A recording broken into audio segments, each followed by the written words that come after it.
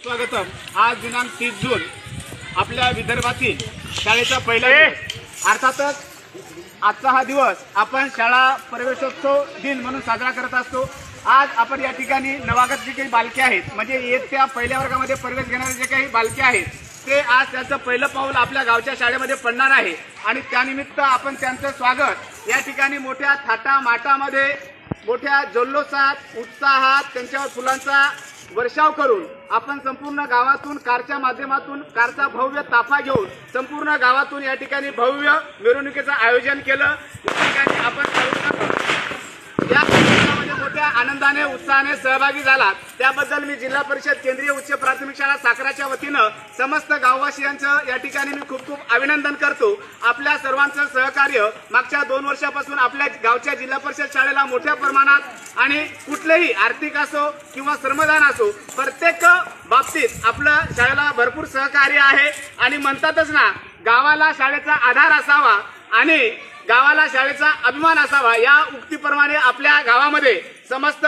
साखरा गावातील ग्रामस्थ असतील, ग्रामपंचायत कार्यालय असो, त्याचबरोबर आमची शाळा व्यवस्थापन समिती असो, प्रत्येक बाबतीत आम्हाला नेहमीच आपण सहकार्य करता। त्यामुळेच आज आपली गावची शाळा आपल्या तालुक्यातच नव्हे तर जिल्ह्यामध्ये सुद्धा या ठिकाणी एक प्रेरणादायी शाळा म्हणून नावारूपास येत आहे आणि याचं खऱ्या अर्थानं श्रेय आपल्या तालुक्याचे गट शिक्षणाधिकारी असतील, त्याचबरोबर केंद्र प्रमुख वर्ग असेल, आपला समस्त उमरखेडचा शिक्षण विभाग असेल आणि त्याबरोबर आपण केलेले जे काही सहकार्य आहे, त्यामुळे आपल्या गावची शाळा आज तालुक्यात नव्हे तर जिल्ह्यात एक आदर्श शाळा म्हणून नावारूपास येत आहे। आजचा जो काही शाळा प्रवेशोत्सव दिवस आहे, हा आपल्या इथं मागच्या वर्षीपासून अतिशय आगळ्या वेगळ्या पद्धतीनं आपण या ठिकाणी साजरा करत असतो। मागच्या वेळेस सुद्धा आपण बैलगाडीच्या माध्यमातून शैक्षणिक गुणवत्तेची बैलगाडी घराघरापर्यंत आपण नेली होती आणि यावर्षी आपण या ठिकाणी थोडा आधुनिक पद्धतीने या ठिकाणी आपण इयत्ता वर्ग पहिलीमधील प्रवेश पात्र जे काही विद्यार्थी आहेत,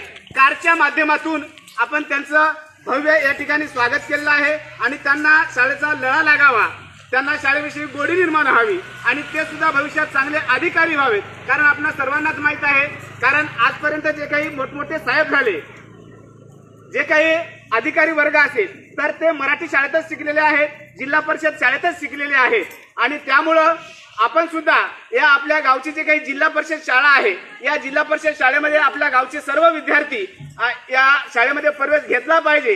आणि एकंदरीतच आपण जर पाहिलं तर ही जी काही बालके आहेत, याच्यातलं उद्या कोणी डॉक्टर होईल, कोणी वकील होईल, कोणी इंजिनियर होईल, कोणी अधिकारी होईल, कोणी देशसेवेसाठी सैनिक होईल।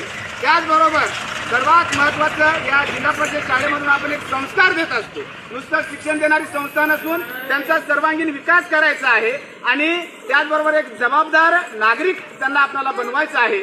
त्या दृष्टिकोनातून आज आपण समस्त गाववासीय या ठिकाणी संकल्प करूया की आपल्या गावातील एकही मूल शिक्षणापासून वंचित राहणार नाही। करणार ना सर्वजण संकल्प? आपल्या गावातील एकही मूल शिक्षणापासून वंचित राहणार नाही।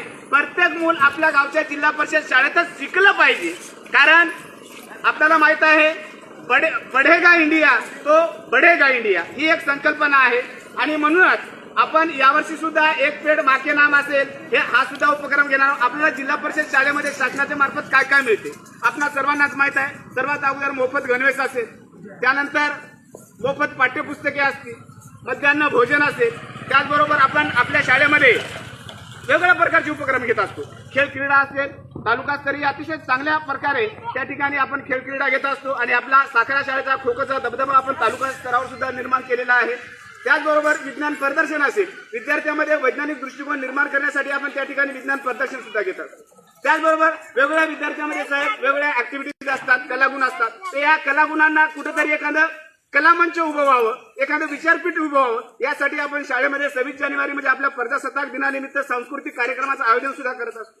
म्हणजे अशा विद्यार्थ्यांचा सर्वांगीण विकास करण्यासाठी आपल्या शाळेमध्ये आपण वेगवेगळे उपक्रम घेत असतो। आता बघा, पर्यावरण 5 जून जागतिक पर्यावरण दिन आहे आणि दिवसेंदिवस पर्यावरणाचं जे काही संतुलन आहे ढासळत आहे आणि हे ढासळलेलं जे काही संतुलन आहे हे परत याचा समतोल साधण्यासाठी आपण शासनामार्फत जे काही वेगवेगळे उपक्रम राबवण्यात येतात, एक पेड माँ के नाम असेल, बरोबर आहे। कारण आपण जर झाडं लावले तेव्हाच पर्यावरणाचं संतुलन काय होईल, कायम राहील, टिकेल आणि म्हणूनच आपण मागच्या वर्षी सुद्धा आपल्या शाळेमध्ये आपल्या गावामध्ये भरपूर झाडं लावली.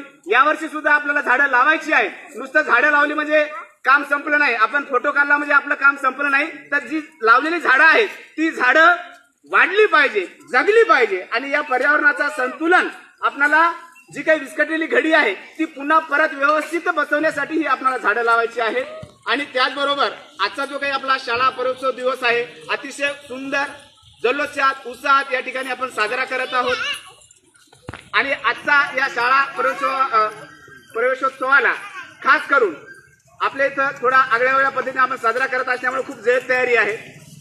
तर हा शाळा पर्वोत्सव पाहण्यासाठी आपल्या तालुक्याचे कर्तव्यदक्ष गट शिक्षणाधिकारी सन्माननीय श्री विजय बेतेवाड साहेब या ठिकाणी उपस्थित झालेले आहे. त्याचबरोबर सन्माननीय केंद्र प्रमुख श्री अरुण बुरकुले सर, त्याचबरोबर नीलम पवार सर, सन्माननीय नीलम पवार सर हे सुद्धा या ठिकाणी उपस्थित झालेले आहेत. तर मी सर्व विद्यार्थ्यांना या ठिकाणी त्यांचं झकास टाळी वाजून स्वागत करायची अशी विनंती करतो. स्वागत.